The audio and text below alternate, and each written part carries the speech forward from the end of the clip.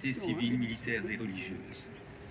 Chaque matin, au saut du lit, le juif religieux prononce une formule de gratitude envers Dieu qui lui a rendu la vie.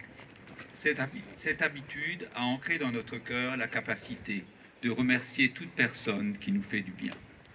C'est pourquoi cet hommage à la mémoire de mon père. Pour cet hommage, je remercierai tout d'abord le Créateur, cause première de tous les événements. J'exprime mon infinie reconnaissance à Monsieur le maire, Monsieur Zingraf. En mai 2019, au lycée de Sarreguemines, lors de la soirée consacrée au souvenir de mon père, Monsieur Zingraf, alors adjoint au maire, m'avait promis en aparté que s'il était élu maire, il donnerait à une rue ou un lieu de la ville de Sarreguemines le nom de Robert Veil. Je lui sais gré d'avoir tenu sa promesse. Cette soirée au lycée venait couronner le travail réalisé par les élèves de première sous la direction de leur professeur d'histoire, M. Franou. Ils avaient, dans le cadre d'un concours sur la Shoah, retracé la vie de Robert Veil, à la fois ancien déporté et professeur de physique-chimie au lycée Jean de Pange durant toute sa carrière. À M. Franou et au proviseur de l'époque, M. Freyermuth, j'exprime donc ma profonde gratitude. Nommer ce pont Robert Veil n'aurait pas été possible sans l'aval de la direction de la SNCF. Merci à elle. Je remercie le rabbin de Sarreguemines, notre ami Ariel Wertenschlag, qui, malgré son emploi du temps très chargé, s'est impliqué à fond dans l'organisation de cette journée. Merci également au président de la communauté israélite, M. Jacques Marx, un ami d'enfance, ainsi qu'à M. Didier Cahen, disciple de mon père, pour leur investissement dans ce projet du début jusqu'à la fin. Nous devons aux efforts sans relâche de M. Didier Cahen la réalisation d'un livre de très belle facture. J'avais en effet exprimé le souhait qu'il reste une trace écrite de cet hommage rendu à mon père par le premier magistrat de cette ville. Comme aurait dit mon père, verba volant, scripta manent. Les belles paroles sont éphémères, par contre les écrits laissent une trace durable. Le consistoire de la Moselle, dont Robert Veil fut de longues années le vice-président, le département, la région, la municipalité, ainsi que la fondation de la Shoah, ont apporté leur contribution financière à l'édition de cet ouvrage. Je leur en suis très reconnaissant.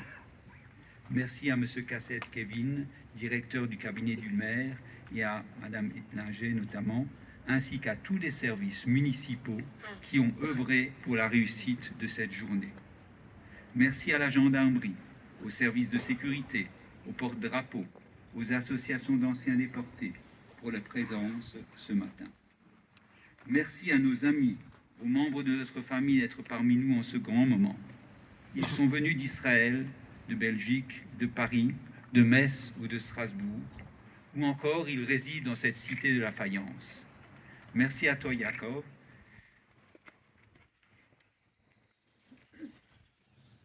qui représente nos 5 enfants, et à ta femme Malka, qui est restée avec vos enfants d'Israël. Merci aux anciens élèves, et qui, par leur présence, marquent leur attachement à leurs anciens professeurs. Merci aux anciens collègues de mon père.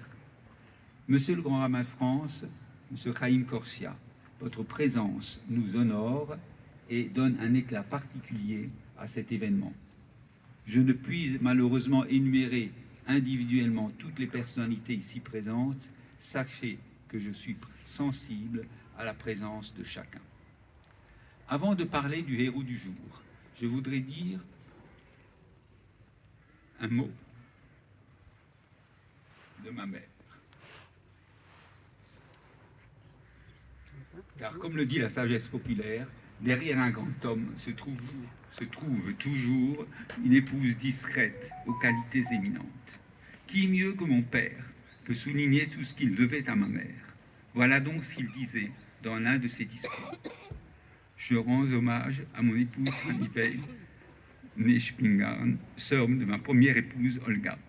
Elle a su assumer avec intelligence et intuition un rôle difficile Sa vertu principale est l'honnêteté de cœur et d'esprit. Sa deuxième vertu est la discrétion dans ses gestes et ses sentiments. Je rajouterai que maman s'est entièrement dévouée au rétablissement physique et moral de mon père.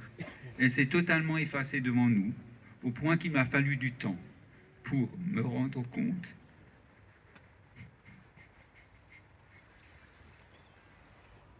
du mérite immense qu'elle a eu de s'occuper, sans compter, de son mari, de moi-même, de ses parents et de sa belle-mère, qui a habité chez nous pendant 15 ans, jusqu'à la fin de sa vie en 1973.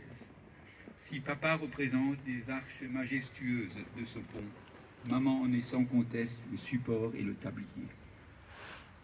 Qui peut prétendre bien cerner la personnalité d'un père qu'il a pourtant côtoyé presque 80 ans?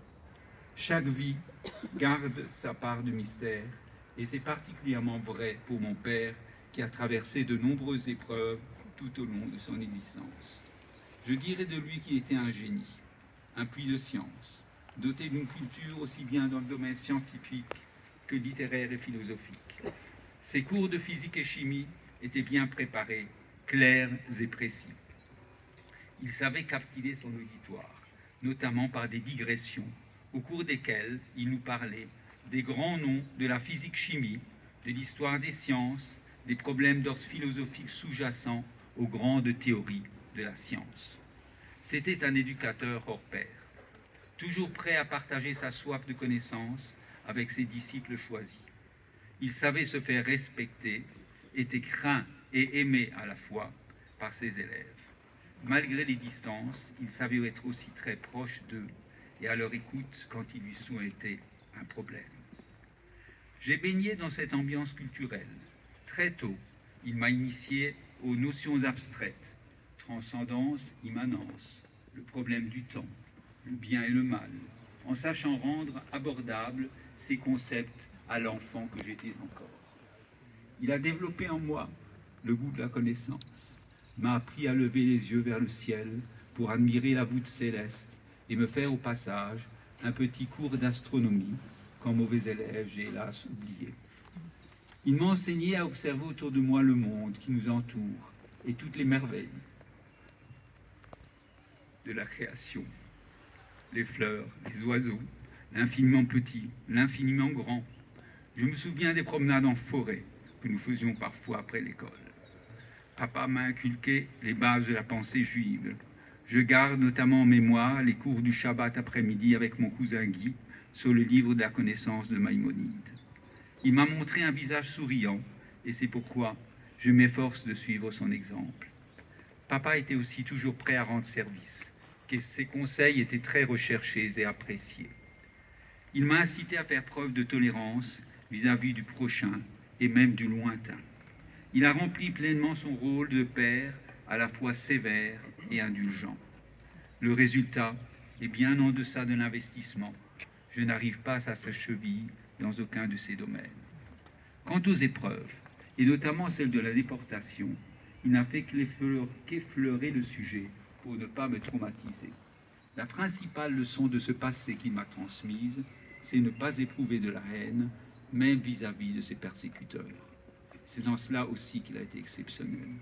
Quand vous lirez dans le livre édité pour l'occasion son témoignage sur la déportation, vous constaterez que mes propos le concernant ne sont pas exagérés. Enfant unique, j'ai été choyé par mes parents. De retour dans ma ville natale, combien de souvenirs se bousculent dans ma mémoire. Celui de mes grands-parents maternels, les Spingarn, émigrés de Pologne, qui habitaient tout près de chez nous. Je passais des après-midi avec maman dans leur magasin et j'adorais les entendre parler, leur dialecte savoureux, le yiddish. Je garde aussi de très bons souvenirs des nombreux après-midi passés au 42 rue du Blauberg chez mon oncle et ma tante Spingarn, ainsi qu'avec mes cousins ici présents. De mon oncle Théo, Zironi Bracha, j'ai appris les airs chantés du Seder, la soirée de Pascal. Ma tante qui va vaillamment sur ses 100 ans, m'a appris à lire l'hébreu. À ma grand-mère paternelle, grand-maman Veil, je dois ma bonne humeur et mon goût pour la bonne chair. Vous saurez tout sur moi. Pendant les grandes vacances, papa essayait d'alterner détente à la montagne ou à la mer, avec des visites culturelles en France ou en Italie. Nous étions souvent accompagnés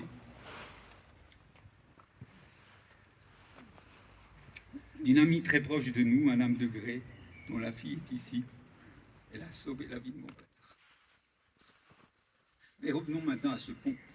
Il est vrai que pour l'enfant que j'étais, il évoque, comme l'a dit Monsieur le maire, le chemin de l'école, que nous gravissions ensemble avec papa, soit à pied, soit en voiture, dans la cime Carouge ou la Ronde. Il me plaît de souligner en quoi ce pont symbolise mon père selon l'optique juive. Comme l'a si bien écrit mon ami Éric Elkoubi, un pont relie les voies, le passé et le présent, les rimes entre elles. Le patriarche Abraham, originaire de Mésopotamie, passa, pour se rendre en terre de Canaan, d'une rive de l'Euphrate à l'autre. Et c'est pourquoi il est qualifié dans le texte biblique d'Abraham ha-Ivri, mot qui signifie à la fois l'habitant de l'autre rive, mais aussi l'hébreu. Mais dans ce qualificatif ivri qui définit Abraham, la tradition juive voit aussi l'idée du passeur, du transmetteur du message monothéiste, diamétralement opposé aux idées idolâtriques des autres peuples de son temps. Abraham était l'outsider, qui défend seul contre tous son point de vue. Il réussira avec Sarah, son épouse, à rallier à ses idées bon nombre de ses contemporains, par le biais de l'hospitalité offerte à tout venant. Papa a été l'homme ivri, le passeur, le transmetteur de savoir par ses cours, ses discours, ses conférences, ses conversations privées. Comme le patriarche, nous avions une maison ouverte et nous accueillions chez nous de nombreuses personnes qui bénéficiaient des plats succulents préparés par maman, je parlais avant du tablier, et d'un enrichissement culturel distillé par papa, le tout accompagné d'une dive bouteille de vin rouge de vieux Bordeaux ou de Bourgogne. Voici ce qu'a écrit le professeur André Neher, un des amis de mon père, dans la dédicace de l'un de ses livres, L'exil de la parole, dont la troisième partie est consacrée au silence d'Auschwitz. À toi, mon cher Robert, image de la bonté, du courage et de la fidélité, ce livre que j'ai écrit en pensant souvent à des hommes qui, comme toi, marchent debout sur le pont secret qui relie la Bible à Auschwitz et Auschwitz à Jérusalem. Fin de citation. Intuition prophétique d'André Neher, c'est pas étonnant, il a écrit un livre sur le prophétisme, qui associe la vie de papa à l'image du pont. Je pense aussi à cette citation de Rav Nachman de Breslav, auteur chassidique cher au professeur Aaron Frankel, dont mon père fut à la fois l'élève et le maître. Le monde ressemble à un pont étroit. Franchis-le sans crainte. Ou encore cette phrase de Bracha Hayoun, une petite fille du professeur Frankel. La vie est comme une ligne de chemin de fer que nous parcourons sans avoir le temps de rien en examiner. Les malheurs sont semblables à des gares où l'on stationne parfois de longs moments. Dans ma mémoire, le pont est aussi associé à un cours de physique. Mon père nous parlait de l'écroulement du pont d'Angers en 1850, après le passage d'une troupe militaire marchant en cadence au pas. L'explication physique, la rupture du pont, était due au phénomène de résonance. Ce cours a encore une résonance en moi. Ce pont d'un chemin de fer, situé à proximité de la gare de Sarreguemines, surplombe les voies ferrées, dont certaines mènent de la France vers l'Allemagne toute proche. Il évoque aussi pour moi le souvenir des 86 convois de déportés, dont la liste figure dans le mémorial de la déportation des Juifs de France, écrit par Serge et Beat Klasfeld.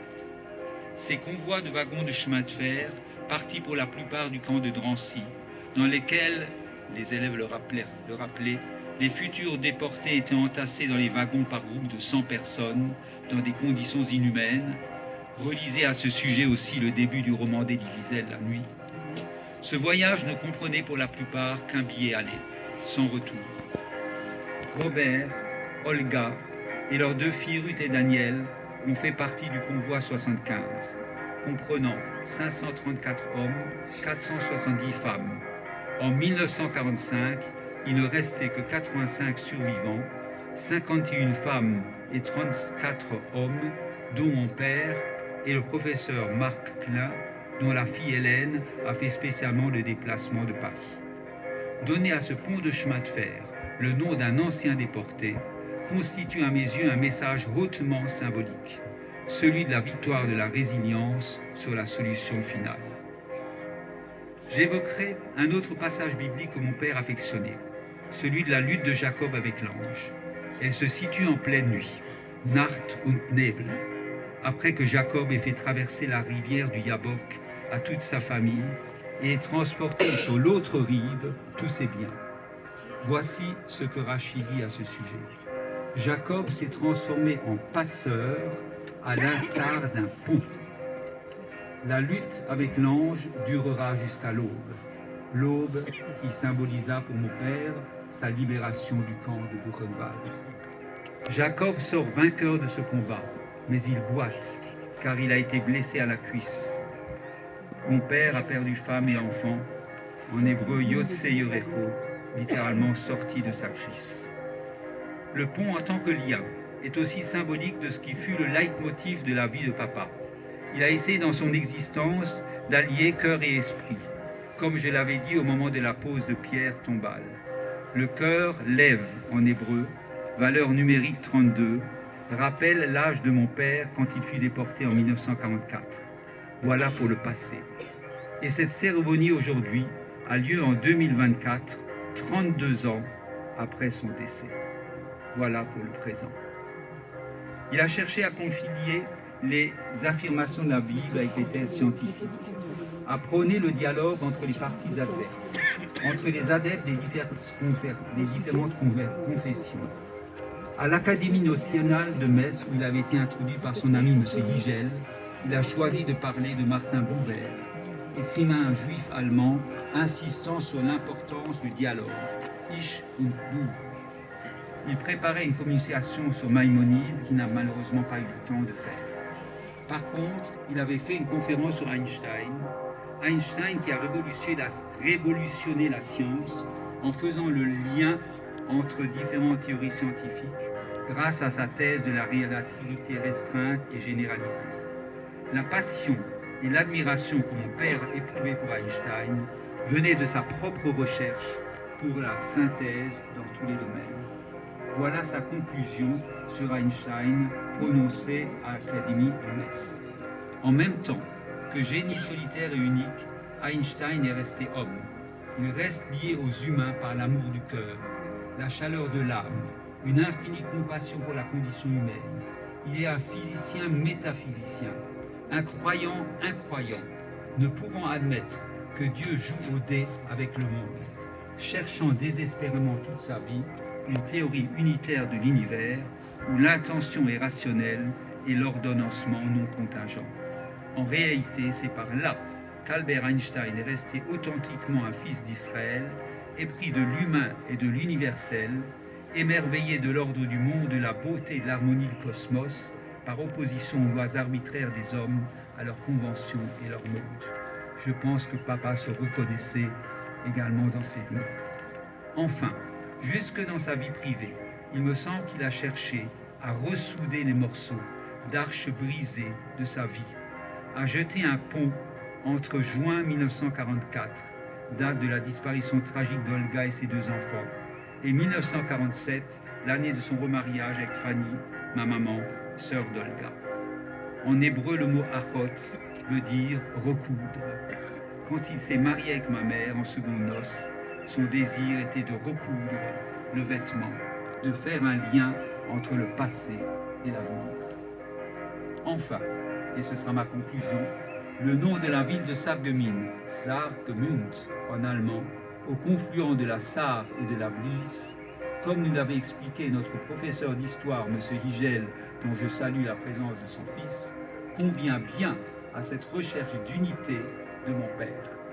Aussi, je vous invite à vous donner la main, si c'est possible, pour former, en quelque sorte, à lever les bras, pour former une chaîne humaine, que cette chaîne symbolise notre volonté de transmettre à notre tour les valeurs humanistes et ce désir d'ouvrir